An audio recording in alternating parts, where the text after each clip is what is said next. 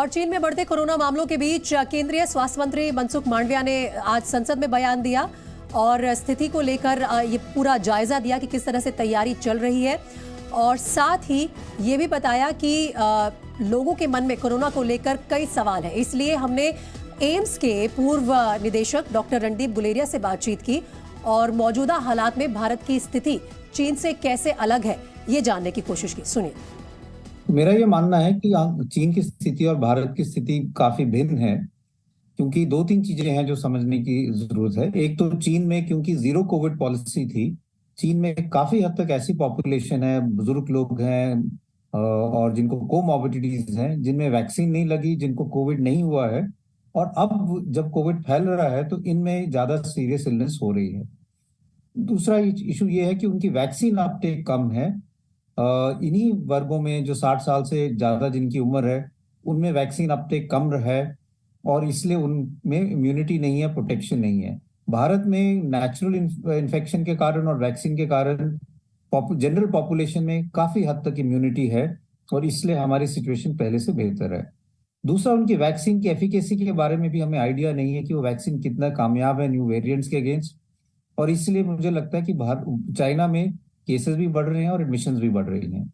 लेकिन हमें सतर्क रहने की जरूरत है, क्योंकि हम ये भी जानते हैं कि जब नए केसेस इतने बढ़ते हैं तो म्यूटेशन के चांसेस बढ़ जाते हैं, नई वेरिएंट के चांसेस बढ़ जाते हैं।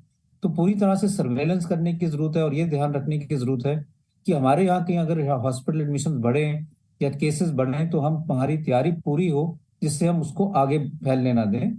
और मैं यही कहूंगा कि जिन लोगों को बूस्टर डोज ड्यू है वो अपना बूस्टर डोज जरूर लगाएं और कुछ हद तक कोविड अप्रोप्रिएट बिहेवियर, मास्क लगाएं, भीड़ में जो है जाना हम जितना कम कर सके वो करें। मेरा ये मानना है कि अब हम उस सिचुएशन में नहीं है जहां पे हमें ये एविएशन, जो जैसे हम शुरू में हमने किया था जब पैंडेमिक शुरू हुआ था कि फ्लाइट्स बंद कर दी थी, क्योंकि हम काफी आगे पहुंच गए हैं, वैक्सीन भी है, हमारे इम्यूनिटी भी अच्छी है। और दूसरा, हमने जैसे पहले भी देखा कि आजकल लोग जो फ्लाइट्स हैं वो मल्टीपल साइट से लेते हैं। आप एक जगह से फ्लाइट बंद करोगे लेकिन लोग दूसरी जगह से मतलब ट्रांजिट करके फिर आ सकते हैं, और इसीलिए फ्लाइट रोकना ठीक नहीं रहेगा।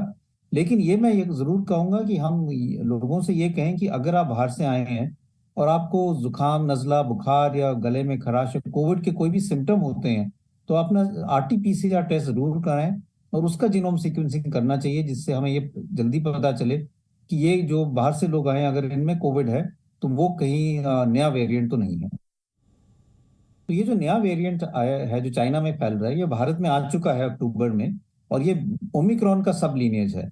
और हमने ये देखा है कि वहां पे जो ये है ज्यादा फैल रहा है, और ये आपकी बात बिल्कुल सही है कि ये जो नया वेरिएंट है इसमें दो चीजें हैं। एक तो ज्यादा इन्फेक्शियस है, ज्यादा जल्दी फैलता है, और दूसरा इम्यून एस्केप मैकेनिज्म है।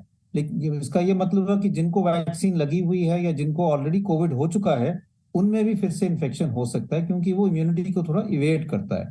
लेकिन ये हमने देखा कि जिनको वैक्सीन लगी है और जिनको पहले से कोविड हुआ है उनमें इन्फेक्शन यूजली माइल्ड रहता है, क्योंकि इम्यूनिटी अच्छी है और वो वायरस को आगे फैलने नहीं देते। तो इसलिए हमारी सिचुएशन उस हिसाब से बेटर है, और इसीलिए मैं कह रहा हूं कि जिन्होंने बूस्टर नहीं लगाया वो बूस्टर जरूर लगाएं, क्योंकि उससे सिवियर इन्फेक्शन, हॉस्पिटलाइजेशन, डेथ्स जो हैं वो नहीं होगा, उसको हम रोक पाएंगे।